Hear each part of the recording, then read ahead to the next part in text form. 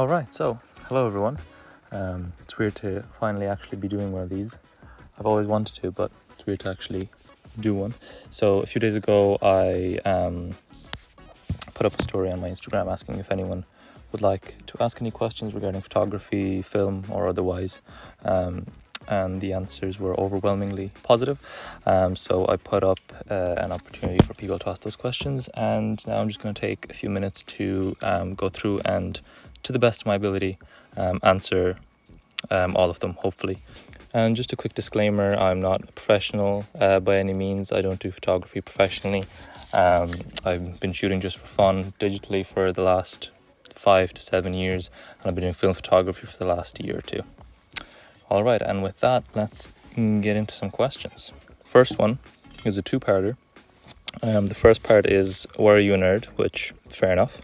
And the second is, what's your favorite photo you've taken? So I'm actually not really completely sure. I might just go through some of my more recent ones. Okay, so at the moment, I think this would be my favorite photo. For a few reasons. It's taken on film. Not that that plays any part in it being my favorite, but it does, I think, change the way it looks in a more favorable way. But it just wasn't really set up, my little brother there on the left, Eric, was just pointing off into the distance, and then he stopped and I told him to do it again, and I was just going to take a photo of that, and then our dog Charlie decided to get into the frame as well, so I just took it as that. So he's nice and blurry in the foreground, so he's kind of a subject, but he's out of focus, so the eye is drawn to the person in the photo, and off into the distance at the bottom, under you essentially, you could see a lot of different small islands in the lake, and it was just really, really nice. So I think at the moment that would be my favorite photo, but to be honest, they change all the time, because I take something and I think it's my favorite photo, and it is for maybe a week or two, and then it goes back to being something else or changes to something completely different. So I really don't have like a staple favorite photo, but maybe that will change with time, who knows. Okay, so on to next question. Any easy way to remember manual mode settings on a camera? Now, I'm not sure if you mean to remember in the literal sense, as in to remember what you were shooting with the last time you were out with your camera in manual mode, or if you mean in a certain sort of scenario or shooting environment and try and remembering those settings when you're put into that environment again. Regarding the first thing that I said, most digital cameras now will, once you turn them on, go into the same settings that it was in last time you were out shooting, and then obviously for something like my Minolta over here, because everything is manual as is. Once you have it in a certain configuration, it'll stay like that until you change it. You can turn it off, turn it on, change roles, do whatever you want. But I presume you mean in a certain environment or scenario, and I think there are two kind of useful or good answers to this, bar just remember it. And I think the first one is to write it down, right? Like we're all carrying, smartphones with us. We have a notes app in one form or another. So just, jot it down. Like I was shooting, portraiture. These were the settings that I was using. And if you think that worked best, keep it there, and then try and tweak them every now and again so that you get to the best iteration of that setting profile that you can. And then another option is a lot of, especially more modern cameras, have, as opposed to just M, A, and P, so manual, aperture priority, and shutter priority, they also have settings on Nikon. They're called like U1 and U2, and they're essentially user presets. So what you do is you go into those presets and you set up, say, the ISO to be automatic and everything else to be manual. And if you flick into that U1 preset, say, then it will automatically shift into that profile. So you can have, say, U1 for like portraiture work, and you can have U2 for sort of wildlife or sports. So I hope that answers your question.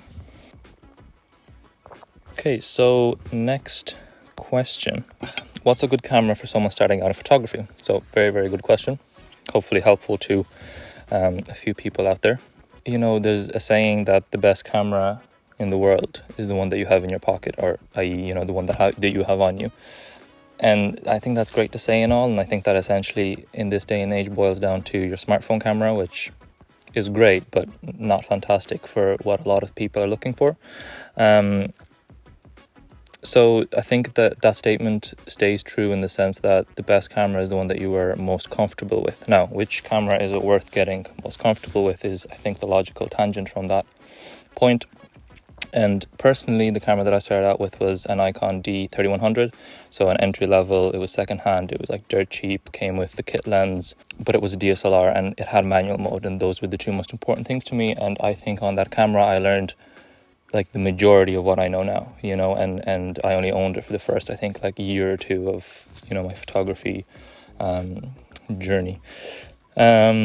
So I think that would be really my go-to for recommending people a camera. It would be like a really cheap DSLR body. Ideally, you would get that with, you know, no lens or a kit lens or whatever that doesn't add to the price of the body, and then you would buy a really good lens on top of it. And the reason that I say that is multifactorial.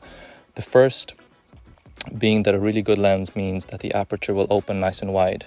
So you'll get an apertures, you know, of down to 2.8 to even 1.8 or something.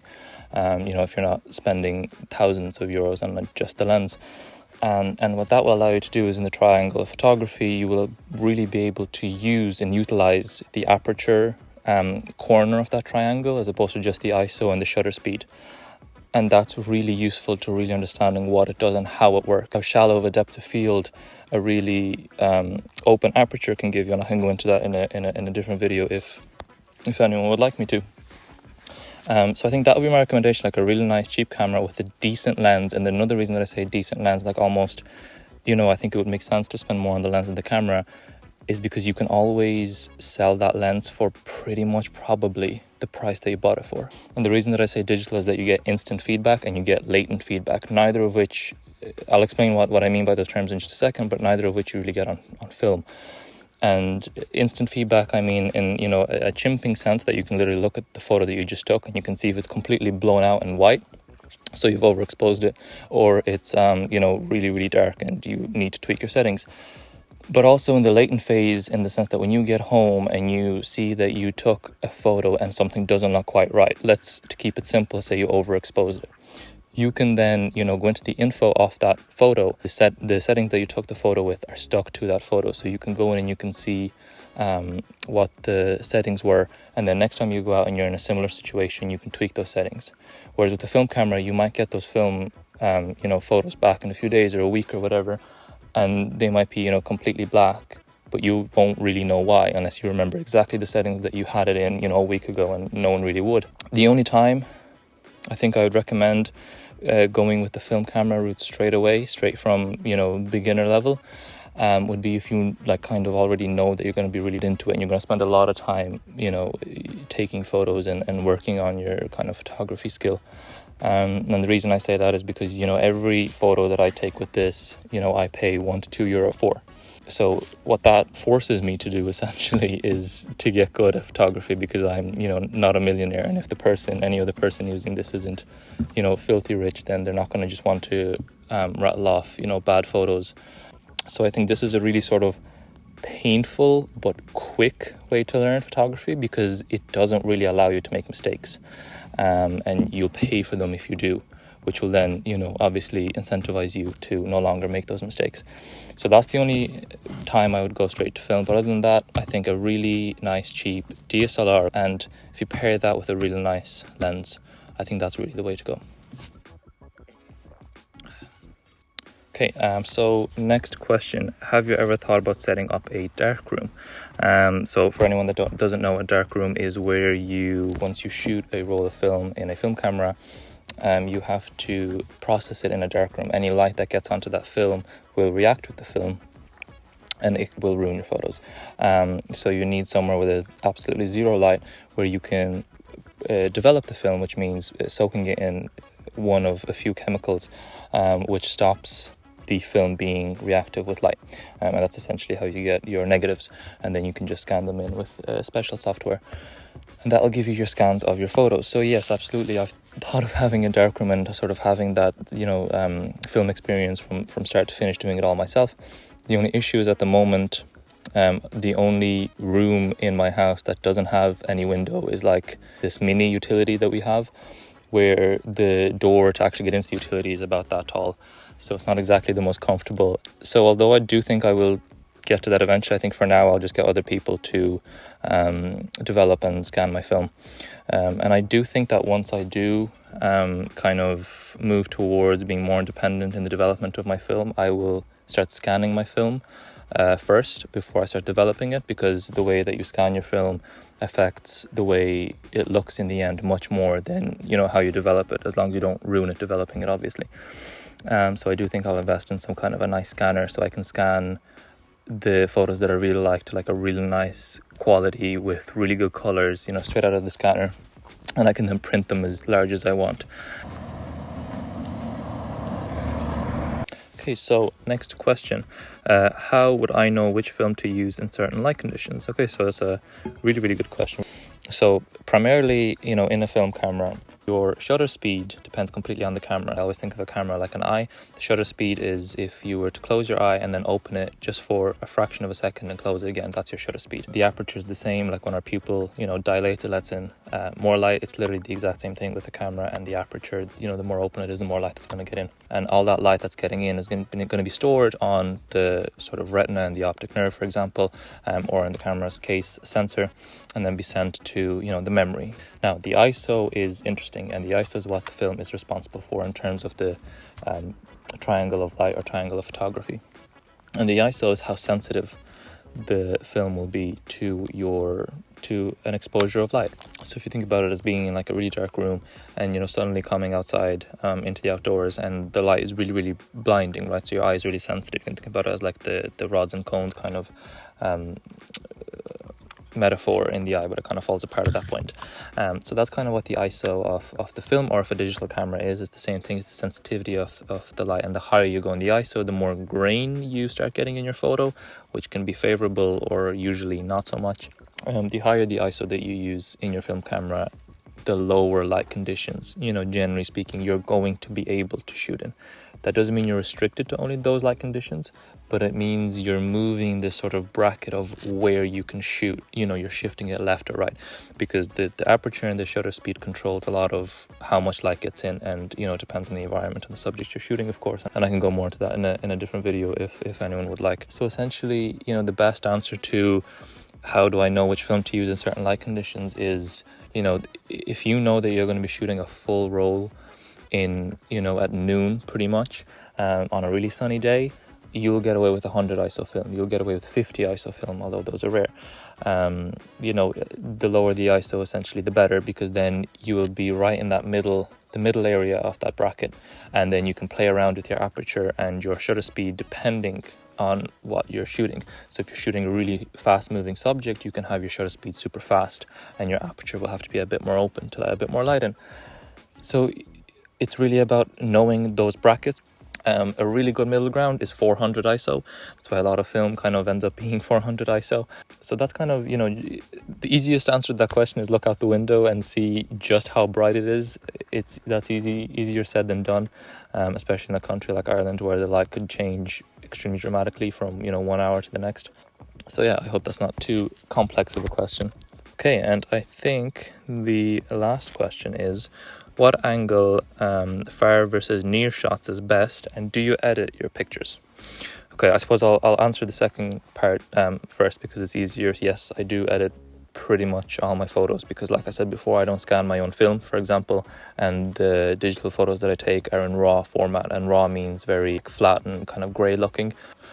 So yes, I mean, in one way or another, and, you know, 99% of the time it's extremely subtle. I just want to, you know, bring the colors out or change them or whatever. And, you know, there's this whole, I think, stigma about editing photos that you take, especially if you take photography seriously. And I think it's very bizarre because, you know, it's proven that we all see shades of different colors slightly differently anyway. I mean, screens of TVs, of phones, of computers all display colors and hues and shades slightly differently. So you're not getting around that differentiation. And then for the what angle for far versus near shots, it's an interesting question. I suppose the obvious answer is it depends what you're shooting, what environment and what subject. Personally, I think especially on film cameras, I like to get maybe not as close to the subject as I can, but really quite close. I think a really good example of this is a few weeks ago. I was sort of doing a road trip through Kerry and Cork, the south of Ireland, and there's this little beach that we saw, and it had these kind of little kayaks and boats and stuff. And I took this photo, which is okay, but it's nothing special. And on the left there's a little boat. And after I took this photo, I had, I kind of stopped for a few seconds. I looked at the scene, whatever, and I walked up to that boat and I took this photo. And this photo was in, contention for the best photo that I've ever taken from a previous question. So obviously this isn't like a one rule for every scenario and every photo kind of thing at all. But personally, I think it's really nice to get in there, get the details of your subject, be it a person, whatever it may be. I think it's really good to sort of get in there and get the details, and don't just stand, 12 feet away from the subject the way you see it 99% of the time, because I don't think that's what grabs, I don't think that's what grabs people's attention. And B, I don't think that's how we really look at things. Like when we look at something, we're looking at a very specific point. Obviously, we continuously change that point, but we're looking at a specific point. And I think as a good photographer, your sort of job is to find the most interesting point in your subject or your environment and direct attention to that.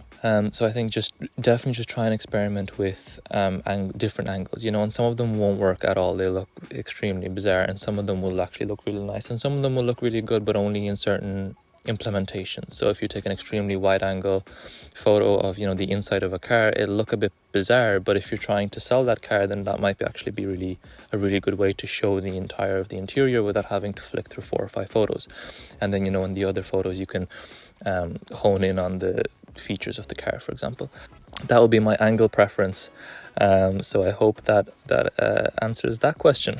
All right, so that is everything for this first premiere edition of the Q&A session. I'm going to timestamp all the questions in the description, so that if you're looking for a specific topic or you're searching for your question, you can go down and find it, if you're watching this on YouTube at least. And if I ever do this again, you will see it on my either Instagram post or story or something. So yeah, I hope you enjoyed. I hope there was at least something useful out of this video. And yeah, thanks for watching.